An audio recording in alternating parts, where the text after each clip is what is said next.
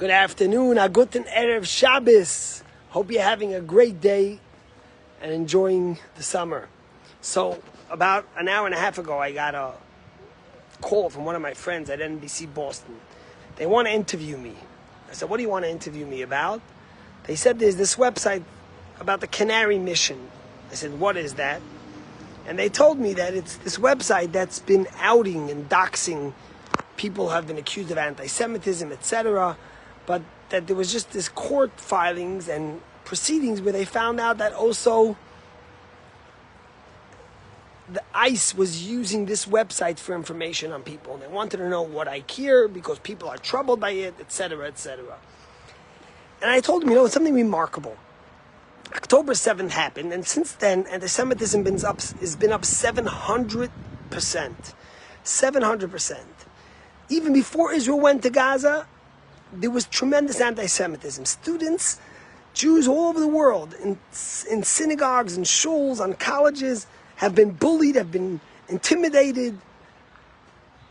Are they worried about that? Are they worried about the people that are not allowing Jews to go into classes and screaming at them, or people bullying people on the way into the shul? Are they worried about my little kids who are playing here and being bullied by adults screaming Free Palestine at 10-year-old kids? Or are they only worried about these people that are being doxxed? And I told them something else.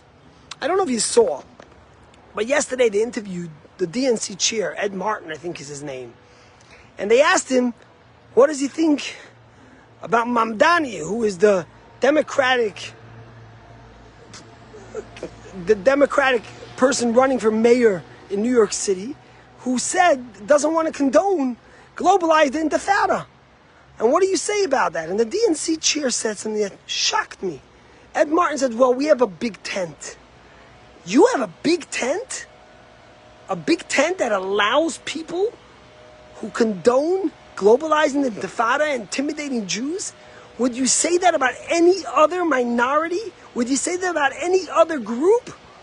Because if that's the case, then you don't care about minorities, you don't care about religious freedom, you don't care about protecting people, you care just about what's going to further your cause.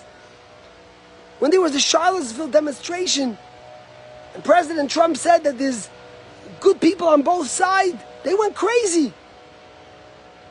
When he said the word Shylock, they went crazy.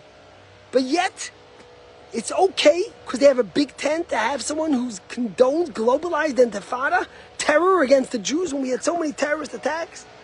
We need to be consistent. If we want to fight hate against minorities, if we want to fight anti-Semitism, racism, bigotry, Islamophobia, we have to be consistent. You have to fight them on all sides. The woke right, the woke left. Those who hate Jews, those who hate Muslims, those who hate blacks. You can't be condoning anti-Semitism and Jewish hate. You can't be allowing a mayor to run that says that globalized intifada is okay because he's your candidate. You wanted Republicans to condemn President Trump. He said, put country ahead of party. How about you do the same thing and put country ahead of party? And it reminded me about something in this week's parsha. You see, because everything boils back to the Torah. This week's a beautiful portion. And we read the story about Bilam. Bilam is the prophet who comes and is hired by Balak to curse the Jewish people. Now, you see, you have to understand something. Bilam had a tremendous gift. He was a prophet. He was a talented person, but he was also a man of tremendous power in his words. He could speak words that were so eloquent, so powerful, because he had prophecy of God. And Bilam was hired by Balak to come and curse the Jewish people. Now, it turns out that Bilam had to bless them. And 3 times he blesses them with the most poetic and beautiful blessings that we use till today. But on his way, it says, Vayashkem Bilam baboiker. Bilam got up in the morning, he harnessed his own donkey. His anti-Semitism was so raging, and he was so excited to curse the Jewish people that he harnessed his own donkey and he went on his way. And something remarkable happens. On the way, his donkey stops in the middle of the road, and Bilam hits the donkey once, twice, and 3 times. You see, but what happens is Bilam doesn't realize that the reason why the donkey is stopping is because an angel of God is standing in the way with his sword left out, stuck out. Now, Bilam's donkey sees this, and the prophet Bilam doesn't see this. Until after 3 times, suddenly the donkey starts speaking. And the donkey says, what happened to my loyalty? Haven't I been your donkey for so long? Why would you be hitting me? What did I do? And then he sees the angel. And Bilam realizes what a fool he is.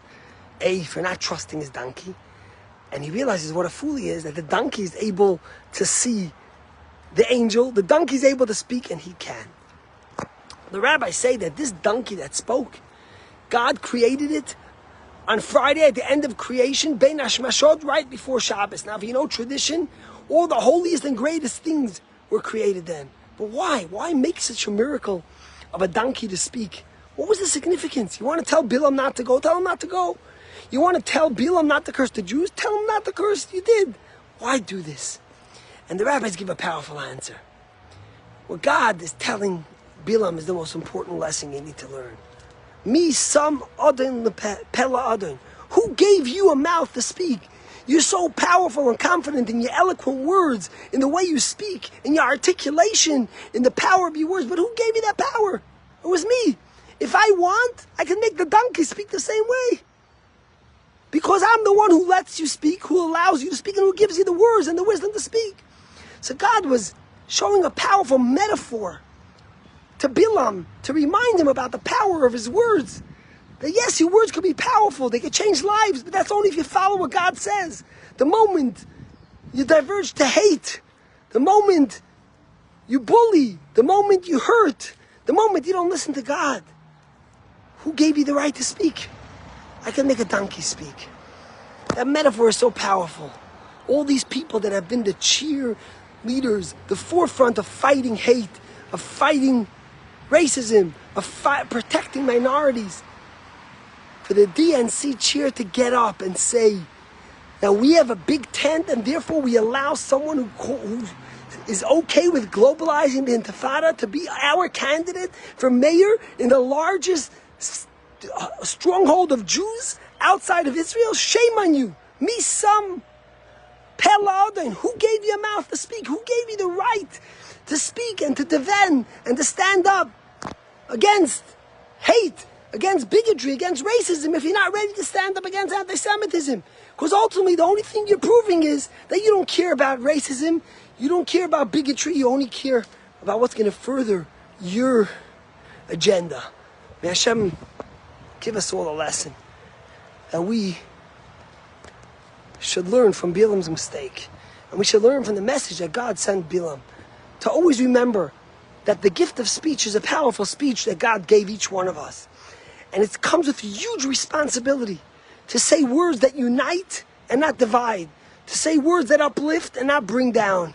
To say words that bring joy and not fear. To say words that are true and not false. Because when we use those words in the right way, we have the power of God with us. And when we don't, we hear the donkey speak. And it's a reminder from God that we've abused the power that He gave us. I hope that NBC heard what I said and will share part of that. And I hope all those worried and fighting about this will instead start worrying, or at least equally and first most, about all those being bullied in America and the world today. God bless you. Have a good day. Good Shabbos.